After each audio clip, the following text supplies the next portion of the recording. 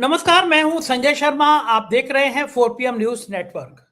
राशिद जहीर से मैंने पूछा कि कैसा रहा अमेरिका को हार का टेस्ट। ईरान ने दिखा दिया कि अगर हौसले मजबूत हो तो लड़ाई कैसे लड़ी जाती है। विश्व गुरु को समझना चाहिए कि जब भारतीयों के हाथ पैर बांध के वापस भेजे जा रहे थे तो विश्व गुरु एक चिट्ठी लिखने की हिम्मत नहीं जुटा पाए अमेरिका से कि भारतीयों के साथ ऐसा व्यवहार क्यों कर रहे हो। अगर राष्ट्रभक्ति सीखनी है, राष्ट्र के प्रति समर्पण देखना है तो ईरान से सीखो। मैंने बात करी कि किस तरह सांसदों को तोड़कर भारतीय जनता पार्टी संविधान को बदलने की क्या खेल कर रही है।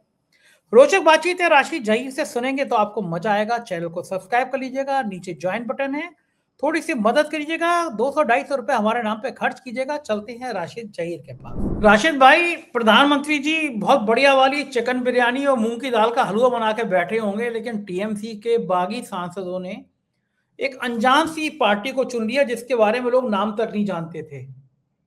तो कह रहे थे बीजेपी में विलय हो जाएगा, बीजेपी बड़ी पार्टी हो जाएगी, लेकिन वो भी टीएमसी के जो बागी सांसद हैं वो भी खुराफाती कम नहीं है। उन्होंने भी सोच लिया कि भैया यहाँ विलय हो गया तो कुछ मिलना मिलाना नहीं है, सब कुछ ठेंगे पे हो जाएगा।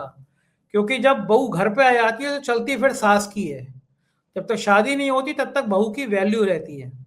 आपको क्या लगता है कि चूंकि आप पॉलिटिकल बहुत स्टडी करते रहते हो दिन में, राशिद भाई, क्या लगता है कि ये खेला क्या हुआ, या जानबूझ के ऐसा किया गया, या टीएमसी के लोग बागी लोग एक्सपर्ट निकले? खेल हुआ क्या होगा इसमें, कुछ अंदाजा बताइए जरा। संजय सर, इसके अंदर एक्चुअली बीजेपी की समझदारी ही कही है कि इस बार उन्होंने तोड़फोड़ तो की है लेकिन बहुत ज्यादा फ्रंट पर आकर नहीं की, और उन्हें थोड़ा सा हल्का सा संविधान की कुछ बातों का ज्ञान है। क्योंकि टीएमसी और बंगाल के लोगों को थोड़ा भद्रजन तो कहा जाता है। कल जब सागरिका घोष और कीर्ति आजाद झा लोकसभा स्पीकर से मिले तो उन्होंने संविधान के और कानून का एक पर्चा भी उनको दिया था, जो कि ममता बनर्जी के इशारे पर अभिषेक बनर्जी ने लिखवाया था। उसमें उन्होंने पर्टिकुलर कोड किया है कि जब कभी कोई सांसद टूटते हैं, हम ये बात सुनते हैं कि 2/3 टूट जाएंगे तो पार्टी का विघटन हो जाएगा, ऐसा नहीं है। 2003-4 के बाद संविधान की कुछ रिस्ट्रिक्शन है।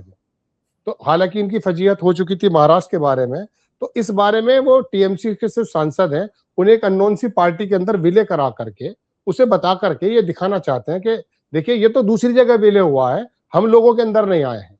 ये अलग भी उसका गुट नहीं बना सकते क्योंकि उसके अंदर अभी तक महाराष्ट्र का वो किस्सा पेंडिंग पड़ा हुआ है जो शिवसेना का था। सुप्रीम कोर्ट ने अभी तक उसके बारे में कोई पर्टिकुलर राय तो दी नहीं है। तो ऐसे में संजय सर बात यह है कि भारतीय जनता पार्टी के लोग थोड़ा सा ये सोच रहे हैं कि हम आने वाले वक्त में संवैधानिक पछड़े में ना पड़ जाए। हालांकि उनको कोई डर वगैरह ज्यादा लगता तो है नहीं, लेकिन फिर भी तो इस वजह से नई पार्टी के साथ उनका विलय दिखाया जा रहा है।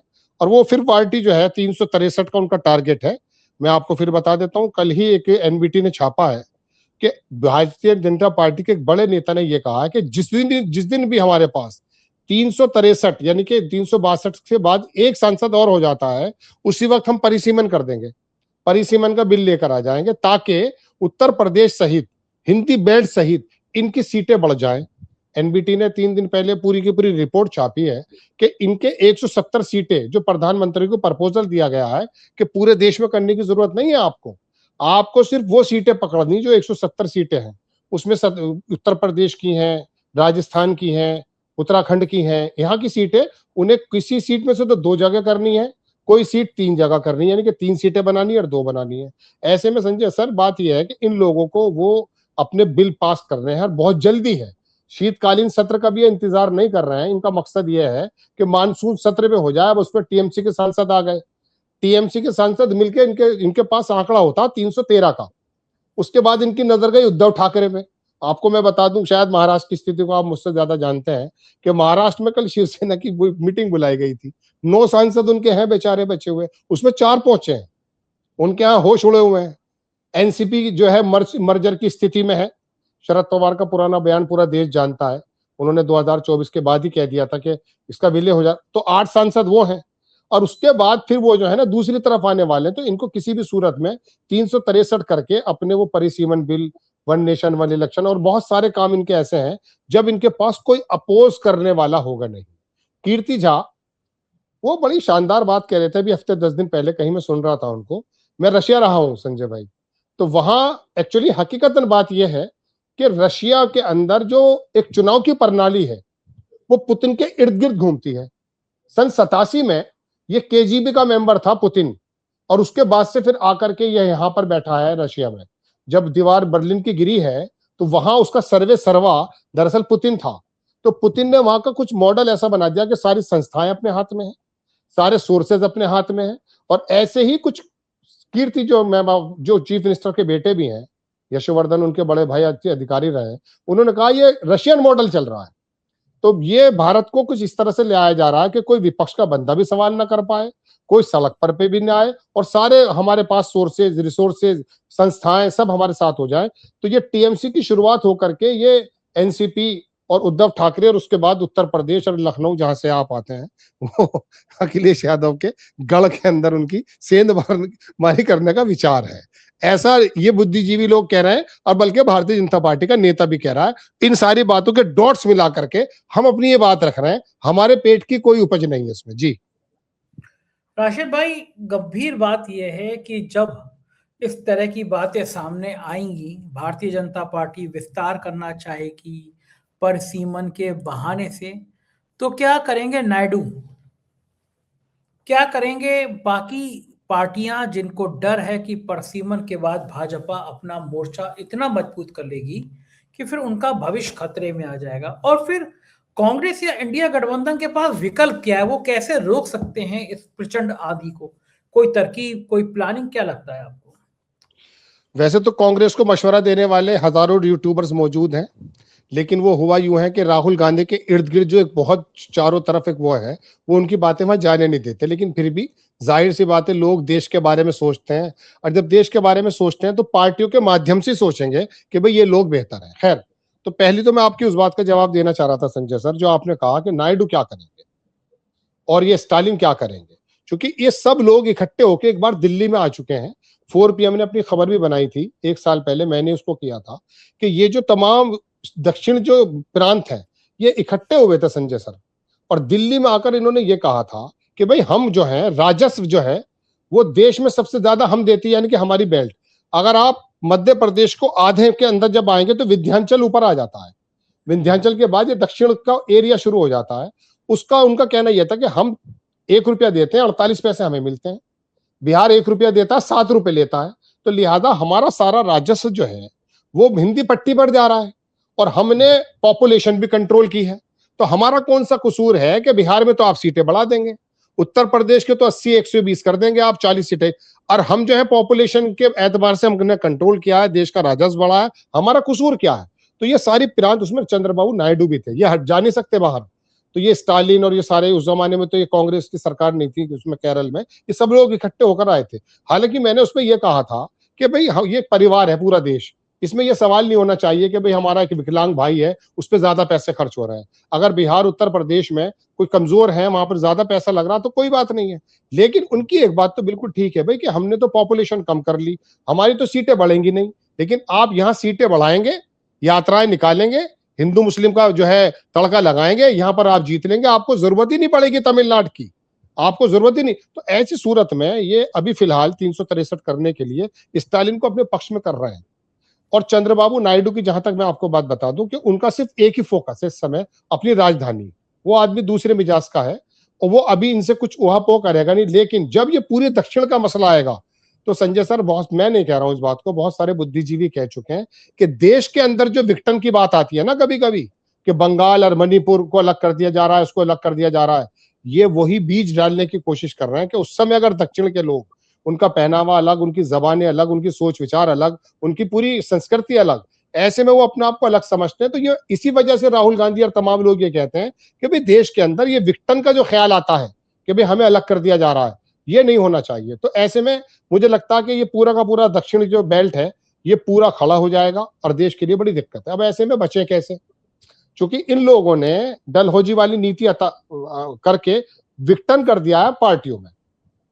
लेकिन इसमें मैं आपको बता दूं, भस्मासुर जो था, आप मुझे 1 मिनट का समय और देंगे, हंसी भी आपको आएगी, जो हमने सुना है।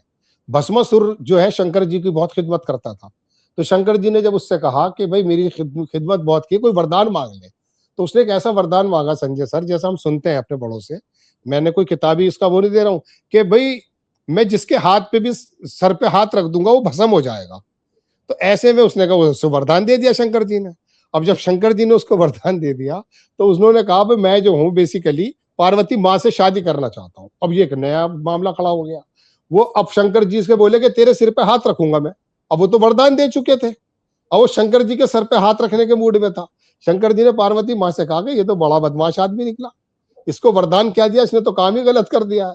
उसने कहा ठीक है मैं कोई तरकीब सोचती हूँ। उन्होंने भस्मासुर से कहा पार्वती माँ ने कि मुझे दरअसल शंकर का डांस बहुत पसंद है। अब शंकर जी का डांस दुनिया जानती है कि एक सिर पे हाथ रखते थे और एक हाथ में वो डमरू रखते थे। अब जैसे ही भस्मासुर ने अपना हाथ अपने सर पे रखा वो भस्म हुआ। ये दुनिया ऐसी बातें कहती है। भारतीय जनता पार्टी ने संजय सर मैं आपको बता दूं भस्मासुर की तरह इस काम को कर दिया है। आज इमरान मसूद का बयान ये था कि हम कोई भीख नहीं मांग रहे हैं, ममता जी का हाल देख लें, अखिलेश यादव। ये इन लोगों ने जो पार्टियों के अंदर तोड़फोड़ मचाई है, अब ये सब लोग सजग हो गए। इनको मजबूरन ही सही लेकिन आना पड़ेगा एक ही छतरी के नीचे। तो भारतीय जनता पार्टी ने खुद ही अपनी हरकतों से इन लोगों को इतना मजबूर कर दिया है ममता बनर्जी की पार्टी का हाल देखकर कि अब इनको साथ आना ही पड़ेगा। लेकिन खाली साथ आने से काम नहीं बनेगा, क्योंकि इनके हाथ में सोर्सेज हैं, संस्थान है। इन्होंने जोड़ों पे वार कर रखा है। तो जैसे अखिलेश यादव ने कल अकलमंदी की थी ना 2024 में, मंदिर बन चुका उससे पहले अखिलेश यादव ने जो जातीय समीकरण बनाया था, इन सबको यही काम करना है। उसने अपने रिश्तेदारी में 5 टिकट दिए और मुसलमानों को 4 टिकट दिए, 5 मुसलमानों को 4 यादव को। उसने दिया ही नहीं किसी को टिकट। बड़ी समझदारी का काम किया मुलायम सिंह जी के लड़के ने। तो मैं ये कहना चाह रहा था संजय सर कि ये काम राहुल गांधी अभी इस बारे में शायद समझते हैं, नहीं समझते, उनको इकट्ठा होकर के कुछ इस प्रकार का ही जातीय समीकरण बनाना पड़ेगा। वरना ये मैं आपको बता दूं हिंदी बेल्ट के अंदर इतना ज्यादा जहर भर चुके हैं ये, कि मैं आपको फिर बताना चाहता हूं कि जितने भी जेनजी इकट्ठे हुए थे ना, इनमें से ज्यादातर लोग वो थे जो बीजेपी के वोटर्स। और मैं आपको फिर बता दूं, फिर भी ये कोई मौका नहीं छोड़ेंगे, क्योंकि विघटन कर देंगे। इनके पास कोई चारा नहीं होगा। वही गाड़ी खड़ी मिलेगी एक बीजेपी की, उसमें बैठना पड़ेगा उन लोगों को भी जो लोग इनकी नीतियों को समझने के बावजूद इनको वोट नहीं देना चाहते, उनको भी मजबूरन वोट देना ही पड़ेगा। तो राहुल गांधी अगर चाहे, ये विपक्ष अगर चाहे, अपनी नाक को थोड़ा सा नीचे करें, ममता बनर्जी का हाल देखें। जो इमरान मसूद ने कहा है, इकट्ठे हो और आकर के पॉलिसीज की बात तो राहुल गांधी कर रहे हैं, लेकिन जब तक ये जातीय समीकरण नहीं बनाएंगे, हिंदुत्व का तड़का किसी सूरत में कम नहीं होगा। जी राशिद भाई, क्या लग रहा है आपको कि जातीय गणित नहीं बन पा रहा? जिस तरह से दलितों में, पिछड़ों में नाराजगी है, जिस तरह से संविधान की हत्या की जा रही है, पिछड़ों के पद खाली हैं, दलितों पे अपमान किया जा रहा है, क्या अब दलितों और पिछड़ों को नजर नहीं आ रहा कि अगर पूरी बहुमत हो गई तो जैसे अयोध्या के लल्लू सिंह से लेकर मेरठ के अरुण गोविल ने कहा था कि हम संविधान बदलना चाहते हैं, तो फिर संविधान बदलने का खेल शुरू होगा। हो सकता है फिर ऊंची जातियों का वर्चस्व आ जाए, क्योंकि ब्राह्मण बड़ा सम्मानित है इनके लिए। आरएसएस का चीफ अगर एक बार एक व्यक्ति रज्जू भैया का छोड़ दो तो हर बार ब्राह्मण होता है। पिछड़े और दलित, मुसलमान तो मतलब ही छोड़ दीजिए, पिछड़े और दलित पुलाव में उस इलायची की तरह होते हैं जो टेस्ट तो बना देते हैं, बिरयानी बढ़िया तो बना देते हैं, पर खाते समय उसको निकाल दिया जाता है, थूक दिया जाता है। आप देखो पदों पर बैठे हुए व्यक्ति को अगर ब्राह्मण है तो कहीं का कहीं बिठा देंगे। कार सेवकों पर गोली चलाने का आदेश आज भी लोगों को जहन में बीजेपी के लोग भुनाते हैं। पर मुख्यमंत्री का, मुलायम सिंह का प्रमुख सचिव कौन था? नृपेंद्र मिश्रा। अयोध्या के कार सेवक है जिससे 3 गोलियां लगी थी, उसने मुझे इंटरव्यू देते देते रो पड़ा कि हम तो बड़े धोखे में रह गए। जिस नृपेंद्र मिश्रा ने हमें गोली चलाने का, हमारे ऊपर गोली चलाने का आदेश दिया, वो राम मंदिर बनवा रहा है। नतीजा ये हुआ कि पहली बारिश में छत लीक हो जा रही है। अयोध्या में गुजरात के ठेकेदारों की पौबारें हो रही है। जमीनों के रेट बढ़ाने के लिए अमिताभ बच्चन तक आ गए। अमिताभ बच्चन तक मोर्चा संभालने लगे और फिर वहां पे अजीब अजीब खेल होने लगे। लेकिन अयोध्या में फ्लाइट शादी रह गई, भीड़ नहीं आई। लेकिन बड़ा सवाल ये कि अब तो मंदिर चढ़ावा चोरी के किस्से भी सामने आ गए। तब भी नृपेंद्र मिश्रा ब्राह्मण है। तो मेरा कहना यह है कि क्या अभी भी पिछड़ों और दलितों को समझ नहीं आ रहा कि खेल क्या हो रहा है, या समझ आ गया और यही बीजेपी के लिए परेशानी की बात है? संजय सर, सबसे पहले तो मैं आपको कांग्रेचुलेट इस बारे में करूंगा कि आपका नाम संजय और आपका सरनेम शर्मा लगता है, और हकीकतन बात यह है कि आप एक उस कमजोर तबके की बात उठा रहे हैं जिसके साथ एक विश्वास जुड़ा हुआ था। आप उन कमजोर लोगों की बात कर रहे हैं। यही है वो देश की हकीकत में खूबसूरती कि जब संविधान के निर्माता बैठे थे ना, तो वहां ये झगड़ा कभी नहीं हुआ कि आप किस जाति से हैं, आप किस जाति से हैं, क्योंकि पूरे देश को यकीन था कि ये जो लोग इकट्ठे हुए हैं उसमें अपर समाज के भी ज्यादा हो भले ही, तो उनको यकीन था कि भाई हमारी बात करेंगे। और यकीन मानिए पूरे देश ने इस बात को जाना कि एक जमाने तक अपर समाज ने प्रतिनिधित्व किया है और आज भी करता है। आज भी मुसलमानों की लड़ाई, कमजोरों की लड़ाई लड़ने वाला एक शर्मा होता है, एक अपर क्लास का बंदा होता है। खैर, तो लेकिन मैं आपको एक बात बताना चाहता हूं कि 2014 से पहले जब अमित शाह उत्तर प्रदेश में आया और भारतीय जनता पार्टी की उन्होंने कमाने अपने हाथों में ली, तो उनका ताल्लुक ये था कि जब से भारतीय जनता पार्टी बनी है और जनसंघ जो पहले से है, मेरे पास ये डाटा है, कोई भी चाहे तो मुझसे मांग सकता है कि जब से जनसंघ बना और भारतीय जनता पार्टी बनी है, भारतीय जनता पार्टी का वोट कभी कम नहीं हुआ है। ये मैं आपको बता रहा हूं, हर 5 साल का रिकॉर्ड मेरे पास है। एक बार ऐसा जरूर हुआ है कि ये वोट जो है बराबरी में रहा, कम कभी नहीं हुआ। इसका मतलब यह है कि एक समाज जो है वो भारतीय जनता पार्टी को शुरुआत से ही वोट देता है। लेकिन जब अमित शाह ने यह देखा कि भाई खाली इस समाज से काम नहीं बनता, तो उस समय फिर उसने 50% से ज्यादा जो ओबीसी और दलित और कमजोर तबका था वहां पर उन्होंने निगाह डाली, और उसके बाद फिर उसके अंदर जो है मैं कह सकता हूं कि उसके अंदर सुराग किए गए। अब आप देखें 2022 का चुनाव, 2024 का चुनाव, 2024 के चुनाव में संजय सर, जो दलित समाज है, मायावती को किसी भी तरीके से साइडलाइन किया गया। बल्कि 2022 में चुनाव में तो आधा चुनाव गुजरने के बाद, अमित शाह के इशारा होने के बाद मायावती बोली है। 2024 के चुनाव की बात मैं आपको बताऊं तो 24% दलित वोट मिला है अखिलेश यादव की पार्टी, 25% मिला है भारतीय जनता पार्टी को, और 44% मिला है मायावती की पार्टी को, यानी कि बसपा। अब आप इस बात से अंदाजा कीजिए कि 25% वोट वो 2024 में दलितों का ले गए, जबकि पूरे देश में यह माहौल बन गया था कि ये लोग अगर आ गए तो ये संविधान को खत्म कर देंगे। तो होता यह है, मैंने अभी आपसे थोड़ी देर पहले अर्ज किया था कि जब गाड़ी एक ही खड़ी होगी, चाहे वो कितनी भी बड़ी खटारा हो, और मंजिल पे जाना हो, और लुभाने वाला कंडक्टर और हेल्पर कह रहा कि आओ दिल्ली, आओ दिल्ली, आओ दिल्ली, तो वो लोग चले जाएंगे, उसी में बैठ जाएंगे। क्योंकि सारी बाकी गाड़ियों में उन्होंने बता दिया इसमें बम रखा हुआ है, इसके तो अंदर एक्सीडेंट हो जाएगा, इसका ड्राइवर शराब पिए बैठा है। उन्होंने तमाम पार्टियों को बदनाम कर दिया है सर, और अपनी पार्टी उनकी अकेली है। तो मजबूर हो जाता है वो 7-8% ब्राह्मण वोट भी उत्तर प्रदेश में खास करके, जो परंपरागत वोट रहा कांग्रेस का, तो वो भी चला जाता है मजबूरी में। तो ये एक मजबूरी है कि आप कह रहे हैं ना कि उनको सबको मालूम है, मालूम तो पड़ चुका है, ऐसा नहीं है। ये मालूम पड़ने की खबर मैं आपको बता देता हूं कि सोशल मीडिया पर आपका चैनल हो या और भी इंडिपेंडेंट लोग हैं, उनको सुनने वाले देख लीजिए आप, और मोदी जी की मन की बात देख लीजिए, जमीन आसमान का फर्क पड़ जाएगा। मैंने अभी एक छोटा सा डाटा इकट्ठा किया था कि जैन जी, जो मोदी जी ने अपना काम शुरू किया था, उसके अंदर इतनी गालियां पड़नी शुरू हुई थी। उसके अंदर मैंने कहा कि जैन जी घुस गए मोदी जी के इनबॉक्स में। लेकिन जब वोट देने का वक्त आता है संजय सर, तो ये मजबूर हो जाते हैं। ये कभी यादव को बड़ा भारी अराजकता वाला बता देते हैं, मुसलमान को ISIS का बता देते हैं, ये तो कोई सीमा ही नहीं छोड़ते ना। अब वो वोटर इतना दब्बू होता है, वोटर इतना बेचारा भोला होता है। मैंने 2022 में अखिलेश यादव हमारे यहाँ आए थे, तो मैंने ऐसे ही जैसे आप सामने बैठे हैं, मैंने उनसे कहा, मैं कहा साहब बड़ा समाज जो अपर समाज है वो इस बार आपको वोट देना चाहता है, लेकिन आपके बारे में उन लोगों ने खंडन ये कर दिया है, एक प्रोपेगेंडा ये कर दिया है कि 2017 से पहले गोया की अराजकता थी दोबारा आ जाएगी। तो अखिलेश यादव जी ने मुझे नोटिस करते हुए कहा कि सवाल बड़ा अच्छा है, लेकिन मैं बता रहा हूं कि मैंने पुलिसिंग अच्छी की। तो ये लोग प्रोपेगेंडा के साथ, टूल्स के साथ, SIR के साथ, चुनाव आयोग के साथ, IT के साथ, CBI के साथ, और उसके बाद हिंदुत्व का तड़का ये लगाते हैं। उसके बाद इनकी हांडी तैयार हो जाती है। उस वक्त आप और हम कितने भी मुसन्निफ और कितने भी जहन साज और कितने भी रोशन दिमाग लोग आ जाएं, वो आकर के डर जाते हैं संजय सर। वो समझते हैं कि यार ये अगर लोग आ गए टोपी वाले तो ये लोग ISIS बना देंगे। अब माहौल जब ऐसा बना दिया है, साउथ में ये मामला है नहीं, वहां पर ये टिकते नहीं है। तो यहाँ पर तो पढ़ा लिखा समाज भी एक जो है अपर समाज जो था, जो आप कह रहे हैं, ये इन समाजों को इस तरह से इन्होंने कंफ्यूज कर दिया। तो ये इस वजह से बार बार अपनी हांडी चला देते हैं। जी बिल्कुल ठीक कह रहे हैं। बात कर लूं थोड़ी सी अंतर्राष्ट्रीय मामलों की। क्या अमेरिका और ईरान का युद्ध विराम परमानेंट होगा? इजराइल की क्या स्थिति रहेगी और इस युद्ध से किसको क्या हासिल हुआ, बताइए राशिद भाई। देखिए, इस युद्ध से क्या हासिल है तो मैं 1 मिनट में बता दूंगा संजय सर, लेकिन we should learn from the Iran tactics. हमें यह देखना चाहिए कि जिस देश पर 47 साल से सैंक्शन लगे हुए थे वो कितनी मजबूती से अपने लोगों के साथ खड़ा रहा।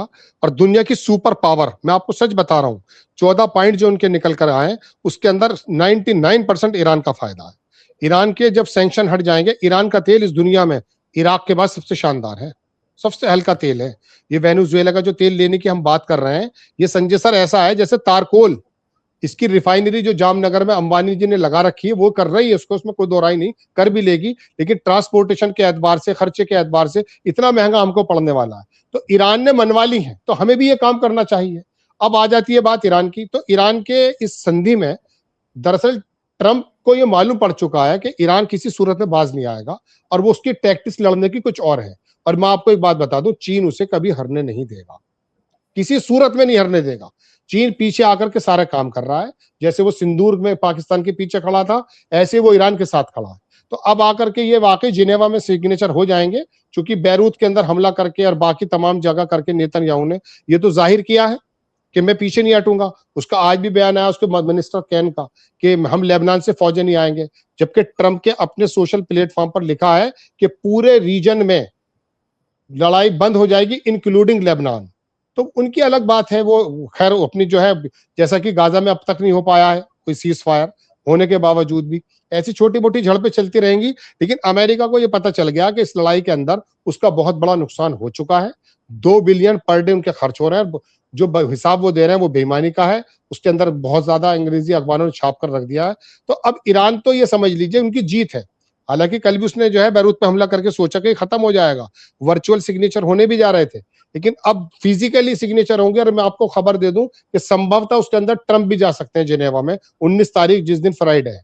तो ये एक ईरान की बड़ी जीत मानी जा रही है। और ईरान स्टेट ऑफ हॉर्मस के बारे में वो जो कह रहे हैं कि टोल खत्म हो गया है, उसने इन्वायरमेंटल फीस के नाम पर एक फीस रख दी है, वो जरूर लेगा और उसके बाद उसका तेल बिकेगा, उसके दुनिया से जुड़ने की कोशिश करेगा। और रही बात वो न्यूक्लियर की जिसके बारे में ये कहते हैं, उनका तो शुरू से कहना था कि न्यूक्लियर हमें बनाना ही नहीं है। हाँ, उनका जो स्टॉक पाइल्स है उस वो इतनी जमीन के नीचे उन्होंने सारे टनल्स के मुंह को खत्म कर दिया, कोलैप्स कर दिया। तो ईरान जीत फातेह होकर निकला है और इसमें कोई दोहराई नहीं, चूंकि इसराइल का मकसद कुछ और है, वो लड़ाई कुछ करता रहेगा। लेकिन अमेरिका की ये बात समझ में आ चुकी है कि मिड टर्म इलेक्शन में भी ट्रंप को जाना है और अमेरिका के लोग जान चुके हैं कि हमारी अर्थव्यवस्था और हमारी इक्तसादी हालत ईरान से लड़ाई करने में बिल्कुल भी सही नहीं होगी। चीन बहुत तेजी से आगे जा रहा है, तो इसमें तो ईरान को आप फातेह ही मानेंगे मेरे ख्याल से। लेकिन इसराइल के मंसूबे अभी कुछ और हैं, कुछ ना कुछ इसमें बाकी है। जी बहुत बहुत शुक्रिया बातचीत की राशिद भाई, बहुत मजा आया, थैंक यू। ये थे राशिद जहीर। पूरी बातचीत आपने सुनी और मुझको यकीन है बातचीत आपको कई एंगल से पसंद आई होगी। आखिर अमेरिका को समझ आ गया कि ईरान को झुकाना मुश्किल है, असंभव है। इजराइल अपने अस्तित्व की लड़ाई लड़ रहा है। जो भारत के प्रधानमंत्री को बुलाकर इजराइल ने खेल खेला था वो भारी पड़ गया। काश विश्वगुरु समझ पाए कि इजराइल हमारे साथ नहीं है। ऑपरेशन सिंदूर में इनफैक्ट दुनिया के कोई देश हमारे साथ नहीं खड़े थे। इससे खराब विदेश नीति और इससे नाकारा विदेश मंत्री शायद ही कभी इतिहास के पन्नों में भारत का कोई रहा हो।